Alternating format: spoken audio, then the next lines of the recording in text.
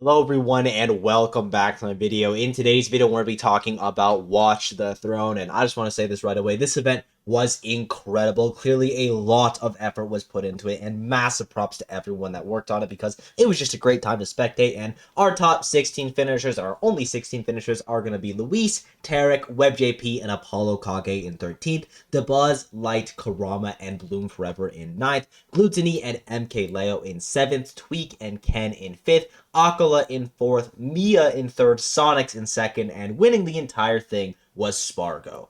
We're going to be talking about everyone at this event since there were only 16 players, and the first two people I want to mention are going to be Tck and Web JP, and the reason that we're talking about them together is because unfortunately they did not end up taking a set, and that normally happens at an event like this, but Tck and Web JP were not your normal 0-5ers because they looked extremely impressive and had very competitive sets with pretty much everyone that they played. You're going to have Tck losing to Spargo, Luis, Light, Apollo, Kage, and Gluttony, and he managed to take a game off of all of them except for Luis. And then Web JP, he was phenomenal, ends up losing to Kurama, Aola, Gluttony, Buzz, and Ken. He takes a game off of Kurama and Ken, and he takes 2 games off Aola and Gluttony, almost reverse 3-0s Aola, and then unfortunately gets reverse 3-0'd by Gluttony. So even though Web JP and Tck didn't end up taking a set, I still thought they looked super impressive this event, and also this is just a really important event for them because they weren't really expected to do super well. You're playing against a majority of people who are top 20 in this game, but this is such a good learning experience, and I think Tck and Web JP both have very bright futures. They're playing a high maintenance character with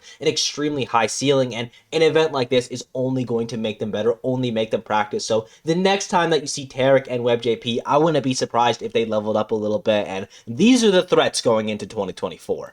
Speaking of major threats for 2024, you're going to have Apollo Kage, our LCQ winner, also finishing in 13th place. And it's crazy to think about how differently this tournament could have been for Apollo Kage if Spargo was like 5% higher. And if you've seen the Apollo Kage Spargo set, you all know what I'm talking about. If you haven't seen it, please go watch it. Not right now, after the video, but it is the best set of the tournament in my opinion. And the rest of the pools phase goes really well for AK. He beats both Tck and Light 3-1. And I know he's got to be happy about that Light win. And if he had taken the first seed, he would have fought Tweak in the main bracket in the winner's side, and that's not a terrible draw for him. Tweak has struggled versus Stake in the past, but he unfortunately has to go through the gauntlet where he ends up losing to Kurama 3-1, and in the main bracket, he loses a Game 5 set to MK Leo. He ends up taking 2 games off the Aegis, losing 1 game versus the Aegis, and the Joker just goes in and cleans house versus him. Leo clearly adapted in that matchup because he was looking super good versus AK, but I still think this was an impressive showing from AK. He is incredible, and even though the placement isn't super high, he's still got a couple of really solid wins. And I feel like Apollo Kage always does that. Every single tournament this guy goes to, he takes out 1 or 2 top 10 players in the world, and it just shows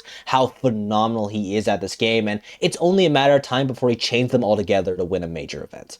And our final 13th place finisher is going to be Luis. And I just want to say this right away. Luis is by far the best Palutena player in the world at using her smash attacks. And that's probably because the other Palu players don't even bother because those moves aren't very good. But Luis is just so creative and he manages to make it work. And when this guy is playing with confidence, he is one of the best players in the world because he's just so fundamentally solid. It really feels like if he sticks to his guns, he is going to get a lot of wins in this game. But sometimes faltering off the game plan, not being ready to pull the trigger, I think that really hurt him this tournament, and especially versus Sonics and Ken, because I know he is good at the Sonic matchup. He was clearly showing that he knows what he needs to do, but he just wasn't able to pull it off. Did manage to take a game versus Sonics, though, and versus MK Leo, he ends up winning that one. We've been saying this about Luis for a while, but the better the opponent, the better Luis is going to do versus them, and that clearly paid off versus both Leo and Tck. He beats Leo 3-1 and Tck 3-0, and then he ends up losing to Tweak to get out of this gauntlet, and then has the misfortune of playing Bloom Forever right away. Does manage to take a game, but ends up losing that set. And regardless of the placement, I still think Luis is one of the best players to ever touch this game. He is just so impressive, and his callouts are phenomenal when he's feeling himself. I need Luis to have the maximum amount of confidence because if he does, going into a tournament, he's probably just going to win. Onto our ninth place finisher, starting off with Bloom Forever. It's so nice to finally see him traveling again. I think Double Down was the last time he was able to leave Europe, and he did have a pretty tough pools phase, losing to Mia 3-0, Tweak 3-1, and Kurama Game 5. Definitely could have won that set, arguably should have won that set, and then in the gauntlet phase, he ends up playing Dabuz right away, which is not a super great draw because Dabuz is going to have that Olimar, which is a pretty hard counter to both Europe and Bayonetta, but Bloom does still manage to take a game in the main gauntlet. I already talked about it, but he ends up beating Luis 3-1, before losing to Aola 3-0. And whenever I'm talking about Bayonetta players, I always compare Lima and Bloom Forever. I say Lima is the more technical Bayonetta and Bloom is the more fundamentally driven Bayonetta, but I feel like that gap is closing because Bloom Forever's tech skill was really good at this event. It feels like he was hitting a lot more of those super hard conversions. His callouts were a lot better, and of course, he is just like phenomenal at this game, and fundamentally, he is just such a fun player to watch. I really hope that we get to see more of Bloom Forever, and I also hope that he learned a lot from this experience, because when you are traveling to different regions, playing against different playstyles is going to level up your play so much. We saw that a lot with Tck this year, and I hope Bloom was able to capitalize the most off of this event, because this guy is already so good, and he's been stuck in Europe his entire competitive career, and not a diss versus Europe, but when compared to the other regions, they definitely aren't as strong, so hopefully Bloom's able to get that good practice, bring it back to Europe, level them up, because Europe as a whole has just been getting way, way better, and Bloom is one of the reasons for that. In ninth place, you're going to have Dabuz, and this is a pretty typical run from him. He ends up placing his seed in the pools phase. He beats Web JP, kind of destroys Web JP, but that is a tough matchup for Sheik, and also Dabuz is very well versed in it, and then he's going to end up losing to Aola 3-1 and Gluttony 3-0, but honestly, that Gluttony loss doesn't even count because Gluto was the best player in the world, uncontested for that one set. Like, it was crazy how well he was playing, and in the gauntlet phase, Dabuz ends up beating Bloom Forever 3-1, like I mentioned, as well as Ken in a Game 5 set, which I thought was super impressive. And in the main bracket, he ends up losing Mia 3-1, and we'll talk about that when we're talking about Mia, and then MK Leo 3-0 on the loser side. And drawing Leo is honestly just really unlucky. It's like 16-1 or 17-1 in Leo's favor, just not super great for him. And Dabuz, it seems like he's always getting ninth place at these invitational events, but to be fair, these invitational events are really, really hard, and he's still able to collect a handful of good wins. That Ken win is especially solid just because Ken has been farming as of late, and even though it's maybe not the placement that he wanted, the fact that Dabuz is this good with Rosalina still blows my mind. Next up is going to be Kurama, and he was in the same pool as Bloom, and it ultimately went pretty similarly. He ends up losing to Mia 3-0, does manage to take Tweak to Game 5, but couldn't close the set that time around, and we already talked about him versus Bloom, wins that one in a Game 5. In the Gauntlet phase, he's able to progress, beating both Web JP and Apollo Kage 3-1, but it was day 3 where we saw Kurama falter, and to his credit, his bracket was terrible. He ends up getting Sonics in the winner's side, 3-0 by Sonics. I think every game was a 2-stock. He ends up going Roy in the final game. That is just a tough matchup for Mario, and also it's Sonics. And in the loser side, he ends up getting Gluttony, another just not super great draw. Not as bad matchup-wise, but Gluttony gave him the hands at Carmine Court versus the World, and this set was a little bit more competitive, but still a 3-0 in Gluttony's favor. And on day 3, Kurama's conversions were just not there. He wasn't hitting the usual crazy combos that you're seeing from him, which is super unfortunate because obviously that is when it matters most. And the way he was playing on day 2, I definitely think he could have gone way further in this tournament. And I think that's kind of a common theme with Kurama. He is so much better than his placements reflect. He's just kind of getting a little bit unlucky in these brackets, missing a couple crucial conversions, and they're just getting him lower placements than you would expect. And I definitely think that's a rut he is going to break out of. Kurama is incredible at this game. He just unfortunately wasn't feeling it on day 3. Also, I should mention that Kurama still did place his seed. It's not like he did bad by any means, but I just think so highly of him.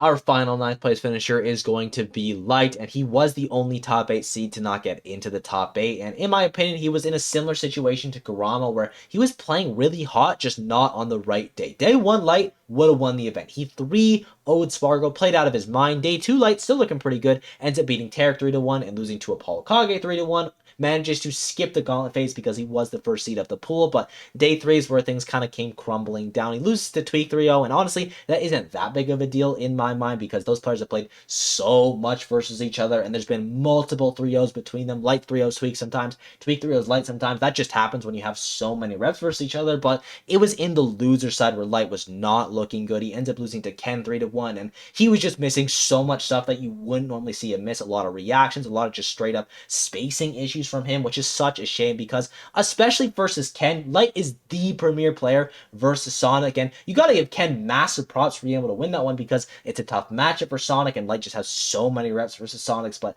clearly his head wasn't in the game, he was out of it. Something external, I assume, but just unfortunate for the last event of the year. You don't play your best, and I know Light's gonna bounce back the next time, but it just sucks.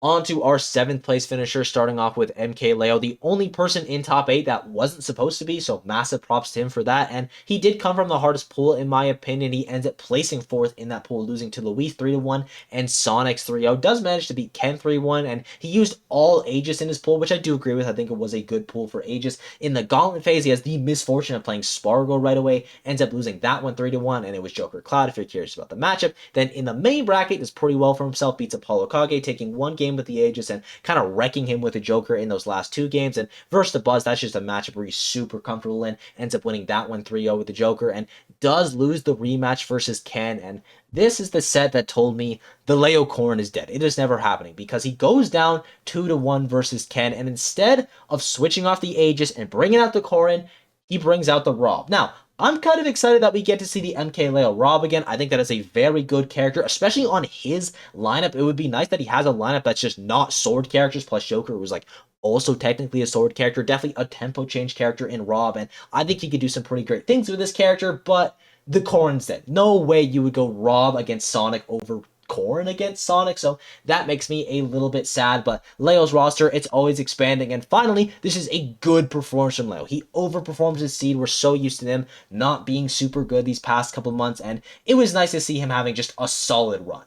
And alongside Leo in 7th is going to be Gluttony, and he has a pretty good pools fades, ends up losing to Aola 3-1, and he just used that to fuel the fire, destroying the Buzz 3-0, and I know it sounds like I'm talking trash on the Buzz, but he was just so good in that set. Like, that's not even a shot at the Buzz. Then he's also going to manage to pull off that reverse 3-0 versus Web JP. In the Gauntlet phase, he's going to have the misfortune of playing Spargo right away, ends up losing that one 3-0 to go into the loser side of the main bracket, where he beats Tarek 3-1, kind of a bad draw for Tarek. Kurama 3-0, kind of a bad draw for Kurama, and then he falls to Aola Game 5, kind of a bad draw for Glutton. He does manage to make it a lot more competitive this time around, though, and he definitely could have taken that set, but Aola just managed to clutch it out. So technically, this is an underperformance from Gluto because he was the 6th seed and he ends up placing 7th, but he lost to Spargo and Aola twice. Like, it cannot get better than that.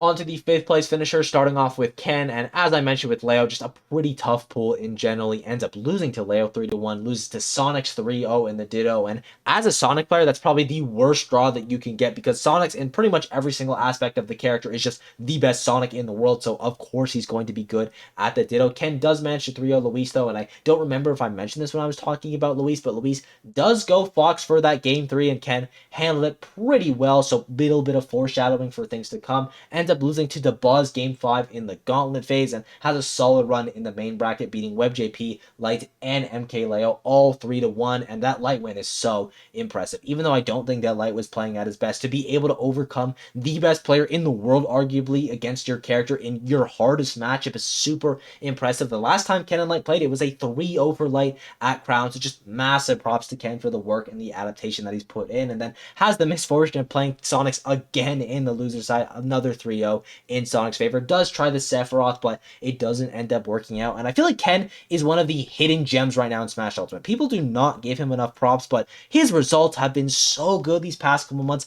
Definitely a top 20 player in the world, and I would argue currently he's a top 10 player in the world. Our other 5th place finisher is going to be Tweak, the highest placing American at the event, and we'll talk about America in just a second, but for his pools, he 3-1s Bloom, 3-2s Kurama, and loses a nail-biter Game 5 set versus Mia, one of the best sets of the tournament. You should go watch that one, and he manages to get out of the Gauntlet phase by 3-0ing Luis. In the main bracket, he 3-0s Light, and I kind of glanced over that when I was talking about Light, but to be able to 3-0 a top 10 player in the world, even if you've played them a million times, is super impressive, and I think Diddy Kong does struggle a little bit bit versus Fox, so just massive props to Tweak for being able to win that one. Has a rematch versus Mia, but Mia adapted very well to Tweak, ends up winning that set 3-1, or rather Tweak loses that set 3-1, and then finally you're going to have an 0-3 set versus Aola. He uses Sephiroth for the first two games, and he gets destroyed for the first minute of honestly both of those games. In the first game, though, he almost pulled off the craziest comeback I have ever seen. He was playing literally perfect for like 3 minutes, not as much so in the second game, and for that third game, he ends up trying out the Diddy Kong, but by that point, he just seemed mentally boomed, super tilted, or something external. Just unfortunate, because you never want to see that from a player, especially in a tournament this important. And I think Tweak is one of the best players in the world. I mean, obviously, I think he has arguably the highest ceiling this game has, but it's just hard for him to reach it, especially when he's playing a character like Diddy Kong. And Diddy Kong is not bad by any means, but he ain't no Steve, he ain't no Game & Watch, he ain't no Sonic. So I'm curious to see how Tweak's character choices are going to be influenced in the future. I still think he should stick it out with the Diddy Kong just because he has put so much time into this character and he is so good with this character, but we're just going to have to wait and see. And I alluded to how America didn't do super great this bracket, and that's because in the main bracket, America went 1-11, and the only set that they won was between Light and Tweak, so obviously an American had to win that one. The last time an American won a major event, it was Zomba at Crown 3, and don't get me wrong, I still think America is the second best region in this game. You have a ton of very strong players, and more so, a ton of very strong hidden talent that just doesn't go to a ton of stuff. But we're talking about the super top echelon of this game. You have Japan beating us, you have Dominican Republic beating us, Mexico, France, America, just at the super top level, isn't cutting it anymore. And let's talk about that super top echelon of Smash Ultimate, because the top 4 players of this event, coincidentally, are the top 4 players in the world. I remember at the start of the year, we had the 4 horsemen of Smash Ultimate with Leo, Tweak, Aola, and Spargo all fighting it out for number 1. And we still have the 4 horsemen, but there's a couple different players on there. Aola and Spargo are still going to be on that list, but you're also going to have Sonics and Mia now. And I think there is a clear gap between those 4 players and the rest of the world. And don't get me wrong, I think Gluttony, Tweak, and Light specifically are fairly close to breaking that barrier, but there is a distinctive top 4 in my opinion between those guys that I mentioned. So let's get into the top 4, starting off with our 4th place finisher, which is going to be Aola, and he is uncontested the best player in the world for 2023, but I don't think that he's the best player in the world currently, and I'll talk about that in just a second. He's going to sweep his pool, beating Web JP, Dabuz, and Gluttony in the winners quarterfinals. Does get the worst draw he could have gotten in Spargo, tries Aegis for that one, and the Aegis does manage to take a game, and I will say, his Mithra specifically looked really good, but the Pyra, he's definitely going to need to put more work in that. He was just throwing out so many kill moves, specifically down air. He was fishing for down air, and to be fair, that is what you're supposed to do with that character, but a little bit too linear. And I think if he refines the Pyra specifically a little bit more, he's going to be able to use the Aegis to take out tier 1 players like Swargo, for example. So definitely should continue investing his time into that one. And in the loser side, he's going to 3-0 Bloom, 3-2 Gluttony, and 3-0 Tweak before losing to Sonic's Game 4. And I gotta say, a little bit unfortunate that you're competing with 3 guys for best in the world, and 2 of them play your worst matchups. And I'm honestly a little bit surprised he didn't try the Aegis versus Sonics. I assume it's because the Aegis has been specifically crafted to beat Spargo as of now, but I think in the future, that's definitely going to be something that he tries. And Aola looked really good this tournament in terms of tech skill. He was doing a ton of no-impact land combos, and it's like, about time. He was doing it specifically. He would do up tilt into up smash by doing a no impact land, so he was able to get a bunch of really early kills like that. And we're finally starting to see the crazy Steve stuff come out. You're seeing Aola build a bunch of walls, so he's able to live a lot longer, making his longevity a lot better, and his on-hit stuff is always so good, but it looked even better this tournament, and I think the future for Aola is only going to go up, but it is a little bit difficult because people are getting so much better against Steve that he might have to rely on that Aegis a little bit more if he wants to keep that number 1 spot going into 2024. In 3rd place, you're going to have Mia, and this is the player that I think is poised to be the best going into 2024. Starting off, he sweeps his pools, only losing games to Tweak, and in the winners quarterfinals, he gets a pretty bad draw into Buzz, and by Mia's own words, he thinks Rosalina is Game & Watch's worst matchup, so he doesn't go Game & Watch versus the Buzz. He ends up going Steve, winning that set, and it was a super fun set, at least in the mind games of it, because Game 1 is going to be Steve versus Rosalina, then Game 2, it's going to be Steve versus Min Min. The Buzz ends up winning that one, but he goes back to Rosalina Game 3 because he doesn't want to play Min Min versus Game Watch, and I just love the counter picking sets like that. Y'all know that I do, but I think it's very smart that Mia is actually going to use his Steve, because if you want to be the best in the world, which you should if you're a player of Mia's caliber, why would you be playing a character that has some super bad matchups and not use your secondary? That is the entire point of a secondary, and with this combination of Steve Game & Watch, which is definitely a winning combination, I absolutely think Mia can be the best. And then also, he manages to 3-1 tweak before losing to both Spargo and Sonic 3-1, and I said at the start of the segment, I think Mia is going to be the best going into 2024. Now, this one's a little bit tricky because I do think that I would favor both Spargo and Sonics versus Mia, but if you want to be the best in the world, you have to be in Japan. That's just kind of how it works now because Japan is by far the best region. They have the most events, they have the best competition. So obviously, if you want to be the best, you're going to need to be competing in Japan a lot, and Mia is obviously going to have access to that. And I would favor Mia over Aola at this point. And even though Spargo and Sonics are beating him right now, I don't think that that's something that he can't overcome. I doubt he's going to use the secondary Steve versus those players because, as I mentioned with Aola, those are two very tough matchups. And Spargo specifically, I think is a really rough one for him just because Game & Watch doesn't do super well either. But knowing Mia, I honestly wouldn't be surprised if he picked up a third character for those two guys in specific because this guy does what it takes to win. And because of that, he's probably going to be the best. Speaking of doing what it takes to win, you're going to have Sonics in second place, and he was not at all affected by the sponsorship curse permanently picked up by Luminosity Gaming, so massive congrats to him for that. And he starts off really hot, being the most dominant player in the pools phase, only dropping one game to Luis, and